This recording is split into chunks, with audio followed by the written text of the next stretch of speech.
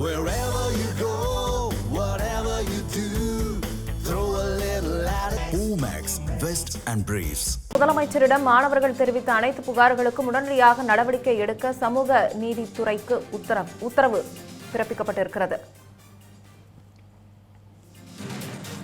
மாணவர்கள் புகார் தொடர்பாக முதலமைச்சர் ஜோசப் விஜய் ஆணை பிறப்பித்திருக்கிறார். சென்னை சைதாப்பேட்டையில் உள்ள MC ராஜா சமூக நீதி விடுதியில் ஆய்வு மேற்கொண்ட முதலமைச்சரிடம் மாணவர்கள் அடுக்கடுக்கான புகார் தெரிவித்திருந்தனர்.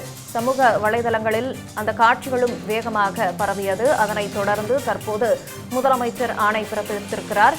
மாணவர்களின் புகாரை அடுத்து விடுதியில் வழங்கப்படும் உணவு பட்டியலை உடனடியாக மாற்றவும் உத்தரவு பிறப்பிக்கப்பட்டிருக்கிறது.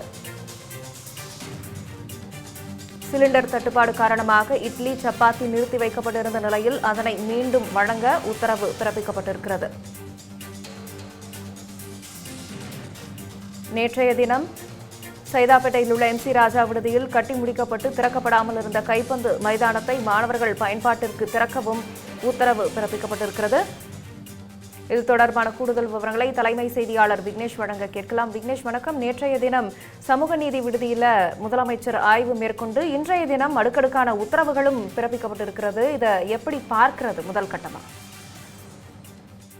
ராகப்பிரியா வணக்கம். நேற்று மாலை தன்னுடைய வழக்கமான அலுவல் பணியை நிறைவடைந்து விட்டு தன்னுடைய இல்லத்திற்கு செல்லும் வழியில் சைதாப்பேட்டையில் அமைந்திருக்கக்கூடிய MC ராஜா சமூக நீதி விடுதியில் முதலமைச்சர் ஜோசப் விஜய் திடீரென ஆய்வு மேற்கொண்டார். முன்னறிவிப்பின்றி நடைபெற்ற இந்த சோதனையை பொறுத்தவரையில் ஆய்வில் அங்கு இருந்த மாணவர்கள் அடுக்கடுக்கான குற்றச்சாட்டுகளை முன்வைத்திருந்தார்கள். அது சமூக வலைதளங்களிலும் தற்போது வரை வைரலாக பரவி கொண்டிருக்கிறது. குறிப்பாக முதலமைச்சர் அங்கு இருக்கக்கூடிய உணவு கூடம், அவர்களுக்கு வழங்கக்கூடிய உணவு, அவர்கள் பயன்படுத்தக்கூடிய கழிவறைகள் உட்பட அனைத்து இடங்களையும் பார்வையிட்ட பிறகு மாணவர்கள் முதலமைச்சரிடம் நேரடியாக தங்களுடைய புகாரை தெரிவித்திருந்தார்கள்.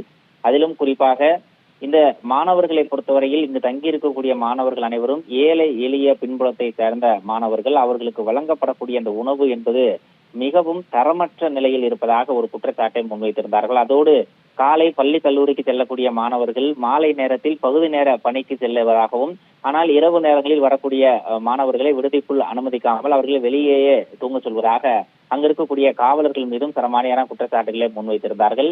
இதனை பொறுமையாக கேட்டறிந்த முதலமைச்சர் பிறப்பித்த உத்தரவின் அடிப்படையில் தற்போது பல்வேறு முக்கிய நடவடிக்கைகள் சமூக நீதித்துறையின் சார்பாக எடுக்கப்பட்டிருக்கிறது.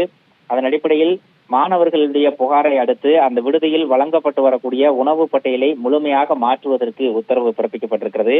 கடந்த சில மாதங்களுக்கு முன்பாக ஏற்பட்ட சிலிண்டர் தட்டுப்பாடு காரணமாக இட்லி சப்பாத்தி ஆகிய உணவுகள் நிறுத்தி வைக்கப்பட்டு புலாவ் கிச்சடி போன்ற உணவுகள் வழங்கப்பட்டு வந்தன. அந்த உணவுகளை மீண்டும் மாற்றி இட்லி மற்றும் சப்பாத்தியை தரமான நிலையில் வழங்க வேண்டும் என்ற ஒரு உத்தரவு அங்கு இருக்கக்கூடிய அதிகாரிகளுக்கு பிறப்பிக்கப்பட்டிருக்கிறது. MC ராஜா விடுதியில் கட்டி முடிக்கப்பட்டு பயன்பாட்டிற்கு வராமல் திறக்கப்படாமல் இருக்கக்கூடிய கைப்பந்து மைதானத்தையும் உடனடியாக மாணவர்களுடைய பயன்பாட்டிற்கு திறந்து விடவும் அங்கு இருக்கக்கூடிய அதிகாரிகளுக்கு உத்தரவு பிறப்பிக்கப்பட்டிருக்கிறது. விடுதியில் தங்கியிருக்கக்கூடிய மாணவர்கள் வெளியே சென்று பகுதி நேர பணிக்கு செல்லும் பட்சத்தில் அவர்கள் திரும்பி வர ஏதுவாக இரவு 12 மணி வரை விடுதியை திறந்து வைக்கவும் அவர்களுக்கு முழுமையான அனுமதியை வழங்குவதற்கும் உத்தரவு பிறப்பிக்கப்பட்டிருக்கிறது. இறுதியாக இந்த மாணவர்களுக்கு தேவையான உணவு உட்பட அங்கு இருக்கக்கூடிய கழிவறை, குடிநீர் உட்பட அனைத்து விதமான அடிப்படை வசதிகளும் முழுமையாக கிடைக்கிறதா என்பதை கண்காணிப்பதற்கு 2 நபர்களை கண்காணிப்பு அலுவலர்களாக நியமித்தும் தமிழக அரசு உத்தரவு பிறப்பித்திருக்கிறார். பிரியா விக்னேஷ், இந்த உத்தரவு என்று முதல் அமலுக்கு வர இருக்கிறது? ராகப்பிரியா, உடனடியாக இந்த உத்தரவு அமலுக்கு வர இருக்கிறது. ஏனென்றால் இதில் அமலுக்கு வருவதற்கான ஒரு காலதாமதம் ஏற்படுத்துவதற்கான சூழலே இல்லை. நேற்று இரவு முதலமைச்சர் நேரடியாக அங்கு ஆய்வு மேற்கொண்டிருக்கிறார். அவரிடம் மாணவர்கள் நேரடியாக தங்களுடைய குறைகளையும் புகார்களையும் தெரிவித்திருக்கிறார்கள். அனைத்தையும் பொறுமையாக கேட்டறிந்த முதலமைச்சர் நேற்று இரவே இதற்கான உத்தரவை அதிகாரிகளுக்கு பிறப்பித்திருப்பதாக தகவல் கிடைக்கப்பட்டிருக்கிறது. எனவே உடனடியாக அந்த உணவு பட்டியலை மாற்றுவதற்கு உத்தரவு பிறப்பிக்கப்பட்டிருக்கிறது. தற்போதைய நிலவரத்தின் அடிப்படையிலேயே அங்கு மாணவர்கள் விரும்பியதன் அடிப்படையில் அவர்களுக்கு தேவைப்படக்கூடிய உணவு உட்பட அனைத்து வசதிகளும் தரமான முறையில் செய்து தருவதற்கான நடவடிக்கைகள் தொடங்கி இருப்பதாக கூறப்படுகிறது. இன்று மாலை அல்லது நாளைக்குள்ளாக அந்த கைப்பந்து மைதானத்தை திறப்பதற்கான நடவடிக்கைகளும் தொடங்கப்படும் என அதிகாரிகள் உறுதியளித்திருக்கிறார்கள்.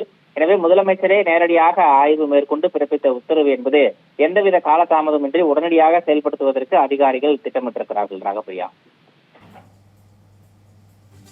விவரங்களுக்கு நன்றி விக்னேஷ்.